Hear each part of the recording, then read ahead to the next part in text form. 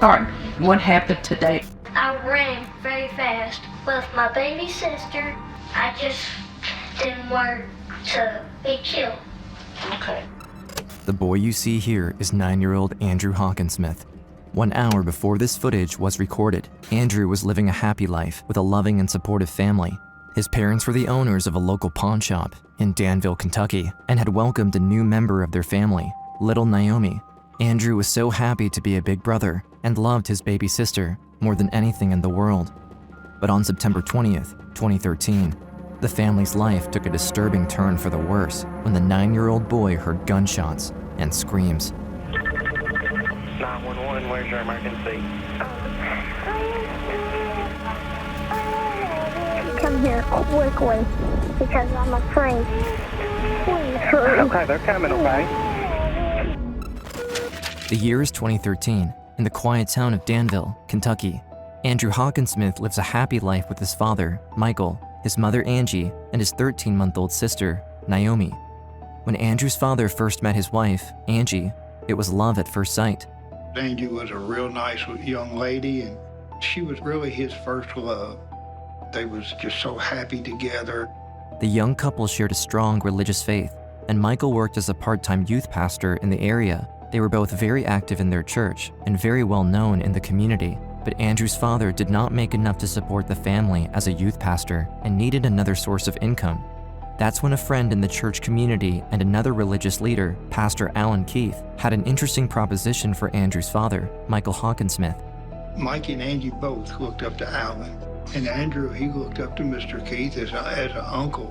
He thought he was his uncle there. Pastor Keith, a well-known religious figure in the area, preached in multiple churches about the Word of God, but on the side, Pastor Keith had a unique side business, running and owning pawn shops. Usually, pastors and pawn shops don't necessarily go together. He was buying precious metals, videos, and CDs and things. Between that and the Bible, that was his life. Pastor Keith loved God and preached every Sunday throughout Pulaski County. Pastor Keith also loved money, and more specifically, gold. Through Pastor Keith's leadership and guidance, Mike joins the business himself and starts to work at ABC Gold Games and More Pawn Shop.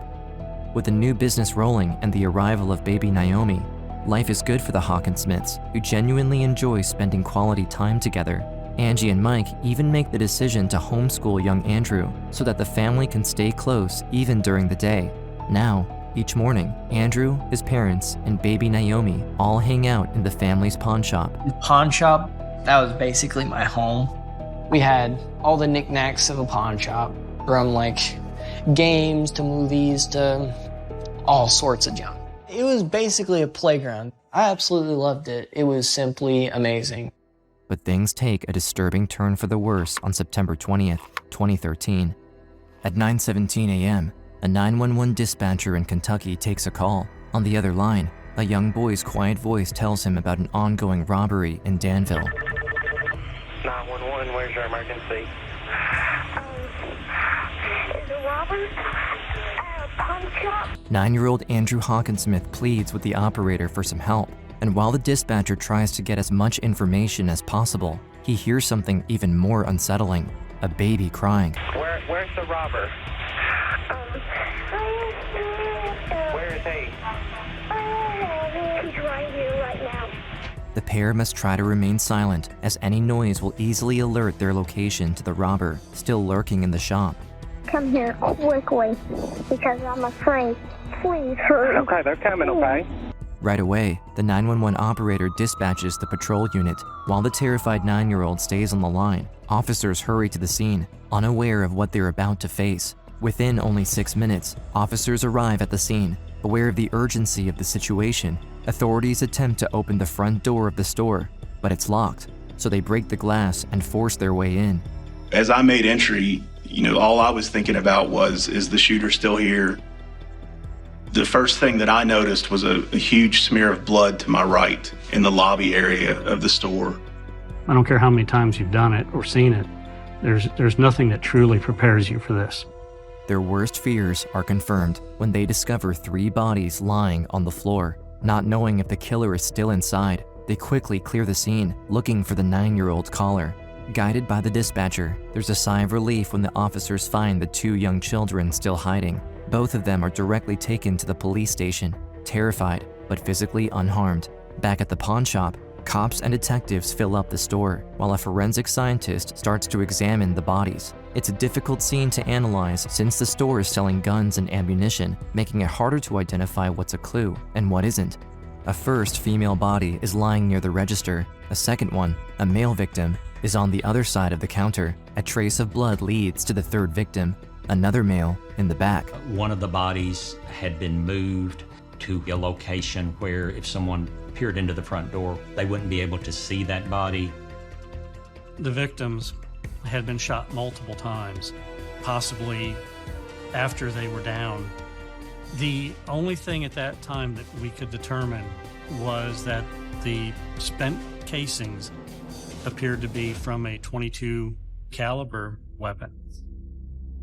Andrew's paternal and maternal grandmothers, Charlene and Barbara, rush to the crime scene, wanting to make sure their family is safe and also understand what's happening. From a distance, they can see yellow tape behind the cop cars, and as they approach the pawn shop, more and more officers prevent them from going further. And the policeman would not let us up to the shop. They said, "You cannot go in." Well, I just broke down at that point. I knew they were gone, and my heart just sunk. Just couldn't understand why. What had they done so bad that they deserved to die?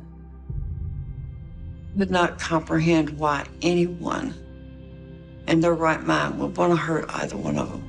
The first 2 victims at the front of the store are identified as Michael and Angie Hawkin Smith, owners of the store and loving parents of Andrew and Naomi. The third victim is 60-year-old Dan Smith, a regular customer of the Hawkin Smith who would routinely buy and sell gold in the area. At first glance, the scene looks like a burglary gone wrong. The Hawkin Smith store is indeed a pawn shop, therefore a target of choice for people wanting to steal valuables. However, a crucial piece of evidence doesn't make sense with this theory. Dan Smith's suitcase is open on the counter and is still full of money, as well as the register. Why wouldn't the robber take some money with him before fleeing? As I continued to process the scene, I discovered that over $1,000 from the cash register was still there. It hadn't been taken. Both Mike and Dan's wallets hadn't been taken. It made me start to think that the victims had been targeted for a reason other than robbery. Detectives are puzzled by the setting of the crime scene. If it wasn't a robbery, then what happened? Were any of them specifically targeted by the killer? We're like, what do we have here? That it was a hit. Was it on Dan Smith? Dan Smith was a gold buyer. He carries a briefcase with him with a large amount of cash. Dan Smith's wife was able to tell us that he would do a certain route on certain days of the week. So he goes to his bank, he gets the money, and then he had a lot of pawn shops that he went to. The investigators go to Lawson's Jewelers in Harrodsburg, a store on Dan's normal route, just 19 minutes away from the Hawkin Smith's pawn shop. He walks in with that same briefcase and then talks to the lady behind the counter and just appears very relaxed, laughing. Has no idea, obviously, where he's headed. I don't even think it was a full hour after this. Dan Smith was killed. There was nobody that appeared to be paying any particular attention to him. There was nothing that stood out. We really were kind of baffled at this point. Who was even the target? The detectives' initial strategy of focusing on Dan doesn't pay off. They have no suspects and no leads for any of the victims. The murderer is still on the loose, and both families are mourning. News of the murders reaches the town and surrounding cities, and everyone is shocked. Nothing like this ever happened in this small town. 2 young children are without their parents tonight after they were murdered inside their Danville, Kentucky pawn shop. That store is located just blocks from Centre College. As Matt McCutcheon reports, one of the kids called 911 and shielded his sister from the violence. The town of Danville demands answers for these tragic murders. Even Pastor Alan Keith, the one who introduced the Hawkin Smiths into the pawn business, shares his sorrow on social media and pays tribute to the victims. No sleep at all. I am in shock right now over the loss of 3 great people. I also knew the third man. He was a business client and a good friend. We're now learning that the suspect in this case, apparently police say, made his way out of this garage door and then took off through the alley, never to be seen from again. If you have any information, call Danville Police at the number now on your screen. There's no time to lose for the police as the killer is still on the loose, but they still have no clear motive or even a specific suspect. At this point, Andrew could still be a target without the cops even knowing why. The young orphans are now being protected by authorities at the police station and will soon go under the care of their grandparents. Everyone in the quiet town is still baffled by who would want to harm both families and end the lives of these young children's parents. Officers struggle to figure out what their next step will be when a call comes in with a promising lead. I'd gotten on Facebook and noticed, homicides in Danville, Kentucky pawn shop. And immediately my heart sunk because I thought a friend of mine still owned that shop, Alan Keith. So that's when I called him. Immediately, as soon as I started talking to him, it was an odd conversation. Once Kenneth Allen's name was mentioned, we started looking, okay, who is this guy? He was involved in the pawn shop business. He had one in Somerset, Kentucky. And he was a pastor of a small town church in Pulaski County, Kentucky. He appeared to be loved by his local congregation. That was kind of a common denominator for everybody involved, as they were all heavily into the church, either as pastors, ministers, leaders, just in a church. Brother Harold, he said, I feel horrible because he said, I got Mike Hawkin Smith into the pawn business.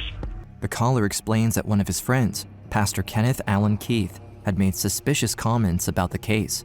When I called Alan, it kept getting weirder and weirder. Pastor Keith, who lives in Somerset, roughly 50 minutes away, just happened to be in Danville on the day of the murder. On September 20th, he drove 43 miles to get his wife's prescription in a local pharmacy where he wasn't a regular. I said, you were in Danville? He goes, yeah. He says, I was in Danville to pick up my wife's prescriptions. Alan's given us detailed, step-by-step description of where he was that day. Now I'm freaking out because I'm thinking, why are you telling me this?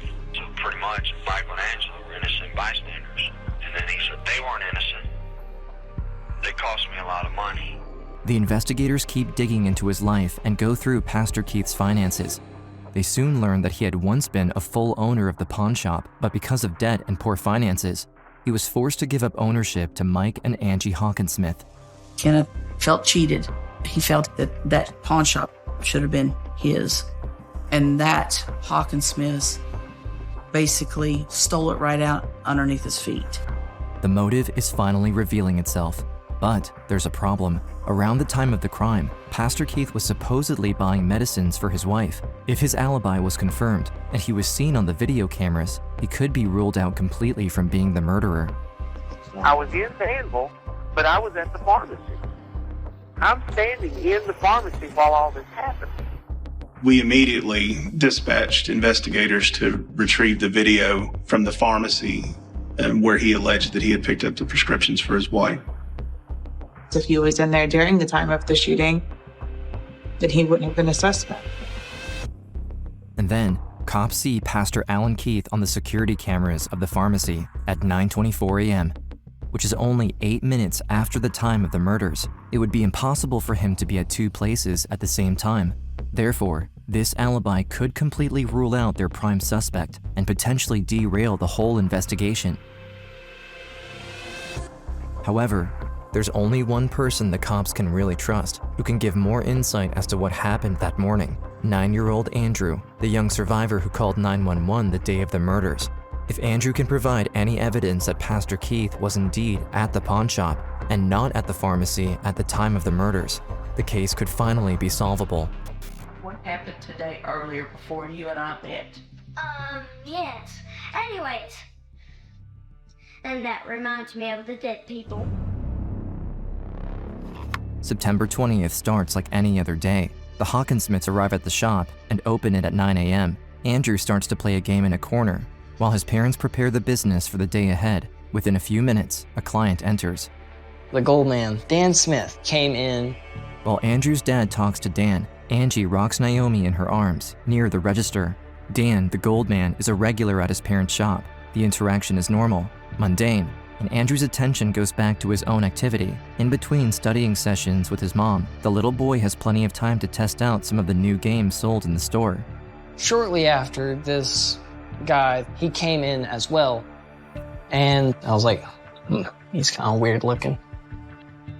He starts to pull out a gun and kind of raises his voice and says, "Get on the ground." And we all did because we was petrified. Andrew, his mom, and sister are huddled up in a corner, hiding, terrified. They secretly watch in horror as the intruder fires his weapon 8 times. To the 9-year-old boy, the weird sounds are identified as darts. In the midst of the chaos, he looks right at what would become his father's last moments. Dad was like, "Please stop." He started rolling around until he wasn't. He stopped. The gunman then turns to Dan. It's at that moment that Angie understands what will happen to them as the intruder starts to make his way to them. She and her children are the next targets. In one final act of courage, Angie turns to her 2 children. There's only one hiding spot left in the shop. My mom, she told me to go in the back with my sister. I crawl all the way back to the office. I sit my sister on the couch. I'm sitting right beside her. Now hidden in the office, Andrew hears 4 more gunshots. Then, silence. A few more seconds of silence go by. Andrew and Naomi try to remain quiet, but the boy knows he has to take a look outside and see if his parents are okay. I remember crawling over to the doorway and seeing that my mom was just laying there with a puddle of blood. Devastated, Andrew drags himself back to the office area. He and his sister seem to be the only ones left alive. Now, Naomi's survival is all that matters. Andrew rushes to the office phone and dials 911, hoping that he'll get some help before the intruder figures out where he and his sister are. A 9-year-old boy called 911 saying his family had been killed. What the little boy did before that is simply heartbreaking.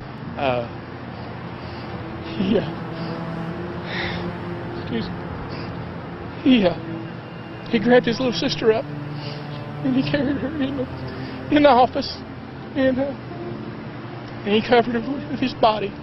And, Okay. It's just, Yeah, he's still doing the interview. he's a hero. He and his 14-month-old sister were not physically hurt. I ran very fast with my baby sister. I just didn't want to be killed. Thanks to Andrew's bravery, quick thinking, and recollection of the chain of events, Pastor Keith's alibi starts to crumble, and police can confidently build a case against him. Suddenly, all the clues that were collected right after the crime make perfect sense. Pastor Keith is the owner of a silver minivan. Right before the shooting and right after, a security camera had caught a similar car driving around the pawn shop. And thanks to Andrew's secret 911 call, this crucial timestamp makes it completely possible that he could have gone to both places almost at the same time. Without this, Pastor Keith could have gotten away with his pharmacy alibi. From the pawn shop to the pharmacy, that was a doable time. Finally, on October 9, 2013, 19 days after the murders, police finally have enough to arrest him and have 3 warrants. One for his home, one for his church, and one for his pawn shop in Somerset. An investigator went in as a potential customer and made contact with Mr. Allen. We discovered a box for a threaded device that can be purchased over the internet that can be fashioned into a makeshift silencer. The discovery confirms detective suspicions that a silencer was used in the killings and explains Andrew's description of a high-pitched sound as his parents were shot. And then also outside of the business, we found spent 22 shell casings and then a target that had been shot. So we believe that he was practicing prior to the shooting. The 22 casings found in Kenneth Keith's pawn shop matched all the expended shell casings from the murder scene in Danville, Kentucky. They were shot from the identical weapon. Pastor Keith is arrested in his own pawn shop without incident. The Hawkin Smiths and Dan Smith's families are relieved. The man their loved ones once called a friend is behind bars. He had betrayed everything they stood for, but in the end, justice prevailed. But to be able to commit murders on Friday and then get up on the pulpit Sunday morning and preach, especially in front of 2 children, you're going, wait a minute, that's not a real pastor. To spare Andrew, his family, and Dan's relatives a long and painful trial, prosecution decides to offer Keith a plea deal for him to avoid the death penalty. Meanwhile, as the courts prepare for Keith's sentencing, young Andrew has found another outlet to share his grief. He starts to express himself through drawings and shares his feelings in the pages of a comic book. Andrew just went through unimaginable trauma, but was able to take his sister into safety and call for help. His parents always had his back, and on that day, he proved how much they were really alike. My dad, he made things look so easy. He was truly an amazing person. Despite the tragic end of Andrew's parents, they succeeded in protecting their children, which is what mattered to them the most. May 26, 2017, it's Andrew's 13th birthday, and also finally the day of Pastor Keith's deal with the DA. He is directly sentenced to life without parole. His greed and jealousy will never hurt anyone again. Today, Andrew is surrounded by his loving family and recently got engaged. No one can ever take away from him the memories of his parents and their love, which will always be there to guide him through anything. I've been told you're a spitting image of your dad. You look just like him. You act just like him. Naomi, she looks just like my mom. I'm very thankful for what I have. And in a sense, it's like I am living through my parents' life. My parents will always live on within me.